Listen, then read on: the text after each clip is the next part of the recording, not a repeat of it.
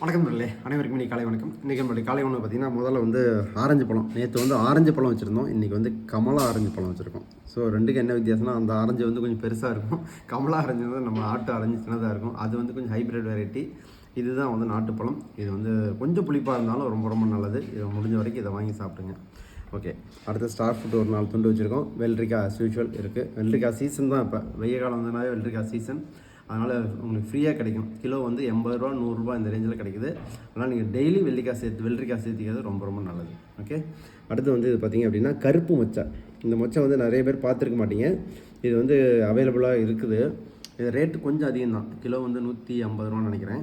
அதனால் இது வந்து ப்ரோட்டீன் சோர்ஸ், நல்ல ப்ரோட்டீன் சோர்ஸ் இது. அதனால் இதை வாங்கி சாப்பிட்றதுக்கு முயற்சி பண்ணுங்கள். ப்ளஸ் இது வந்து பசலைக்கீரையும் நிறைய பேர் கேள்விப்பட்டிருக்க மாட்டீங்க. நம்ம ஏற்கனவே நிறைய வீடியோ போட்டிருக்கோம். பசலைக்கீரை வந்து லைட்டாக கொஞ்சம் பச்சை ரோஸ் கலந்த மாதிரி கலரில் இருக்கும். இது வந்து கொடி தான் இருக்கும், கொடியாக தான் இருக்கும், செடி கிடையாது, கொடி. கொஞ்சம் வளவளப்பாக இருக்கும். இது வந்து கடைஞ்சி சாப்பிட்லாம், நீங்கள் சாம்பார் வைக்கலாம், இந்த மாதிரி பொரியல் பண்ணிக்கலாம். கொஞ்சம் வளவளப்பு இருக்கும், அவ்வளோதான். மற்றபடி இதுவும் வந்து அயனுக்கு வந்து ரொம்ப ரொம்ப நல்ல இரும்பு சத்து இருக்கக்கூடிய கீரை இது. ஓகே, அடுத்து வந்து முட்டை ஒன்று வச்சுருக்கோம், பாயில்டு எக்கு.